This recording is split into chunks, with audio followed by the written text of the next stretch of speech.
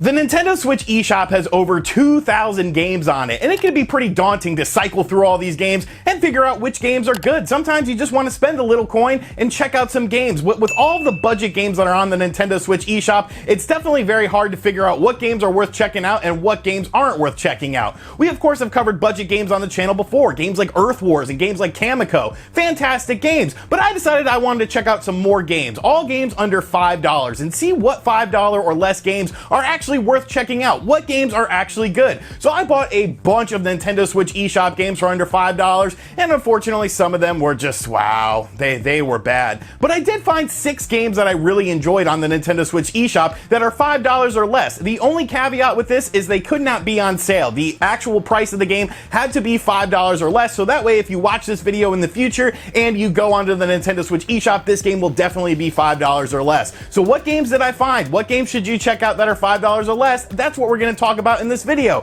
But first, before we hop into that, we have to give a huge thank you to the sponsor for this video, Skinit. Now, what is Skinit? I'm going to go ahead and tell you. If you're like me, your Nintendo Switch Joy-Cons are gray. You didn't go ahead and purchase some additional Switch Joy-Cons because they're expensive. Who wants to pay $80 just to add some color to their Nintendo Switch? So what do you do if you want to spruce up your Nintendo Switch or any gaming device or handheld device that you want to make it a bit more customizable? Well, that's where Skinit comes in. Skinit offers a wide variety of high-quality skins for everything from your Nintendo Switch to your cell phone. These skins are officially licensed with your favorite sports teams, Disney, Marvel, and many more. These skins don't create any residue on your devices, so you can apply them off and on at your leisure as well. My Charlotte Hornets might be trash this year, but I mean, at least my Joy-Cons look good, right?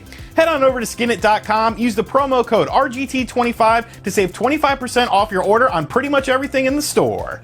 So the first game I want to talk about is a game that I'm not even sure if it's actually a good game, but I had fun playing it, so it must be good in some sort of sense, and that is a game called Roar. Yes, the game is called Roar, and it stars a dinosaur. And if you know anything about me, I'm a man who enjoys his dinosaurs. And Roar is kind of an interesting game. It kind of reminds me a bit of Katamari Damacy. You basically play as a Tyrannosaurus Rex who has been woken up and now must take out these enemies that are infiltrating the world. And you basically go to different areas and take out these enemies. Of course, you are a giant-sized Tyrannosaurus Rex, so there's a lot of scope with this game. There's buildings that you're taking out, and of course, you are taking out different waves of enemies. The enemies are very creative. Some of them are absolutely bizarre. You can punch and claw and scratch and use your head as an attack. You can also jump, and you also have a special attack that builds up over time. You pick up meat on the map to regain your health, and it's just a bizarre game. Like, it's not the best running game on the Nintendo Switch, but something about it just kept me driving to play it more and more. I wanted to see more. I wanted to see what other creative stuff they could come up with in the level design. I love destroying stuff. I love playing as a big character in a small area and just wrecking things. And this game actually kept me hooked. I'm not saying it's necessarily a good game, but if you enjoy sort of weird, quirky games and you enjoy playing as a big dinosaur just wrecking things, I think this game offers a lot of value at under $5. So Roar, definitely an interesting game and a game that I'm enjoying playing. Have you ever wanted to be a time-traveling Arnold Schwarzenegger like Conan? Well, now you can with Siberian on the Nintendo Switch. Now, this is an interesting game to me because it's a 2D platformer, and I expected just sort of a hack-and-slash sort of game. But as I played the game, I was dying. I was dying a lot, and I couldn't quite figure out why. My basic attack didn't seem to do anything with the enemies. But then I actually learned how you play the game. See, this game is more based on a 3-hit mechanism, where you have to do 3 button presses in a certain timing in order to do a 3-hit combo, which will then alleviate the enemies from your screen. So getting used to that was a bit difficult in my opinion because I wasn't quite expecting that in the game. But once I got into the flow of things, I ended up having a lot of fun with the game. It has sort of a neo-synth vibe to it, and the music is really good as well. I really like some of the backgrounds that the game offers, and the combat is pretty fun. As you progress throughout the game, you get additional abilities like the ability to throw your sword or do a tactical roll to avoid enemy contact. Now, there's a lot of different pitfalls going on here. The action can get very crazy, and some of the boss battles are absolutely massive.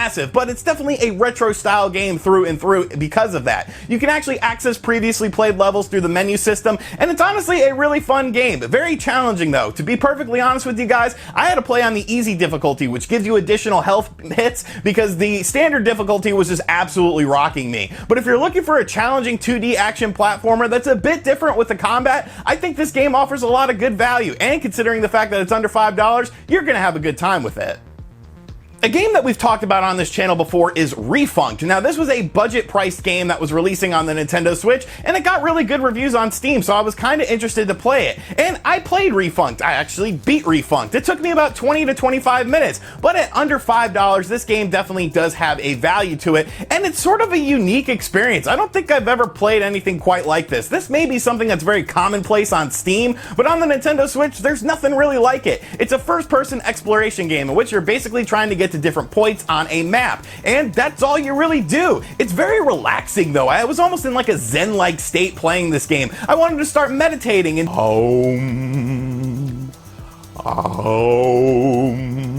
I don't know, there was just something very relaxing about this game. Like I said, it only took me about 20 to 25 minutes to beat it, but it's something I could see myself returning to if I just sort of want to wind down and just explore a nice little world that has a bunch of color and a bunch of little things going on. You could slide under things, the action platforming is actually very good. You could do sort of wall kicks and things like that. I don't know, it's a weird game. It's definitely not a game for everyone, but if you're just looking for something to unwind to, I think this game has a decent value to it. And it's kind of actually something that maybe I'll want to speed run one day, because I feel like I'm actually kind of good at this game. So this game is called Refund, and if you're just looking for something relaxing, you might enjoy it.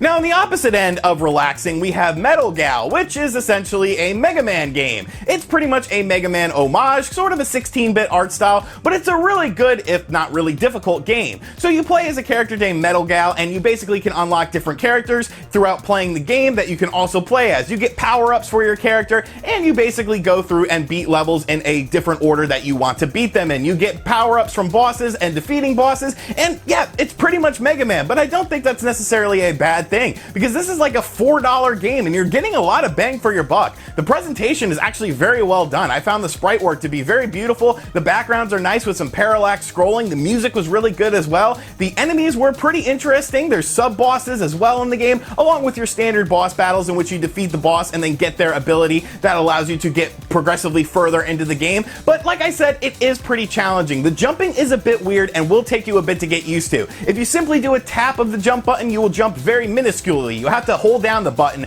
to get a good jump going, but there is a dash as well, and you can use this dash and jump in order to get across bigger areas. There's also little cogs on the map that you can pick up, and basically what these will do are your continue. So if you want to continue in a certain area, you can use a cog after dying and then get back to that area. There are also checkpoints in the level as well, and you have unlimited lives, so it's not a big deal if you die a lot. But it's definitely a very challenging game, but I think it's very fun. If you're a fan of old school Mega Man games, you're going to feel right at home with this, and considering the fact that it's under $5, you're getting a lot of bang for your buck with this game. Noir was a game that I had never heard of, and I just bought it because honestly it was cheap and I thought the art style looked kind of interesting. And once I started playing the game, it took me a bit to get used to it, but once I sort of understood what type of game it was, I actually ended up having a lot of fun with it.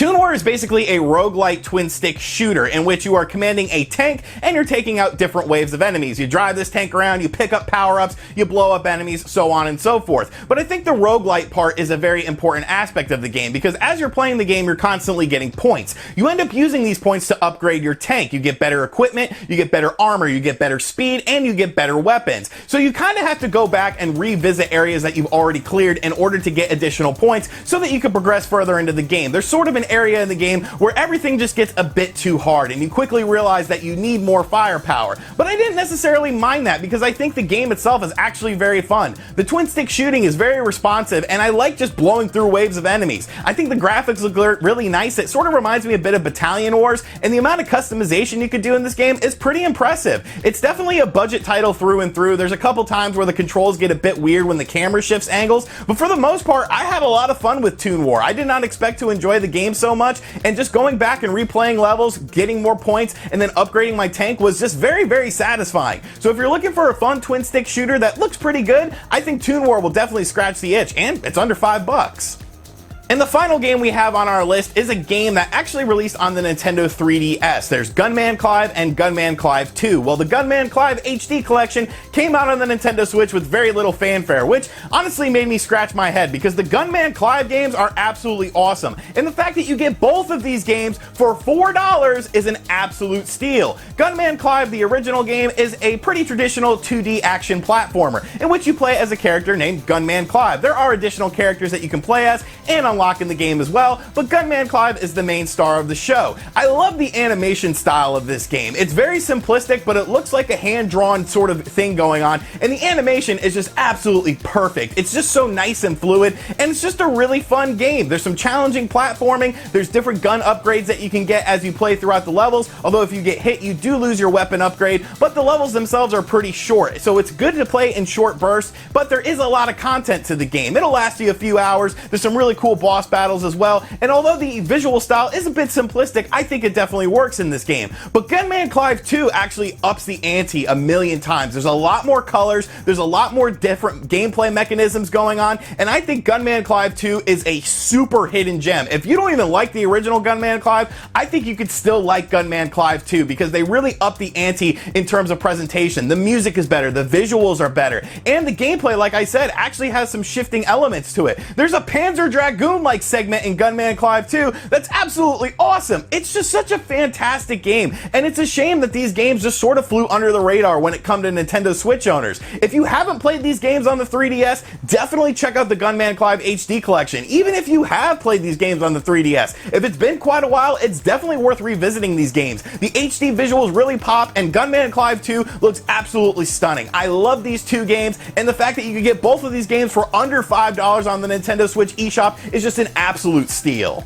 Alright, so those are 6 Nintendo Switch games under $5 that you should definitely have on your radar. I tried to choose a variety of different games, different genres and things like that. There's a lot of 2D platformers, a lot of very simplistic puzzle games out there, but I wanted to sort of showcase different games of different genres and different varieties. Like I said, I bought a lot of games and a lot of them were stinkers. Maybe I'll make a video about that in the future of the games to avoid that are under $5, but let me know in the comments section down below if you've checked out any of these games or are you planning on checking out any of these games, and also let me know if there's any games that are under $5 that I might have missed on my list. And as always, guys, thank you for checking out this video. If you're new to the channel, make sure you subscribe and turn on notifications. Check out other videos on the channel. Want to give a big thank you to Skinit once again for sponsoring this video. Make sure you guys check them out. Very high quality decals, and I'm really enjoying my Nintendo Switch Joy-Cons now that I have the Hornets on there, even though, oh god, those Hornets. And I'll catch you guys on the next video.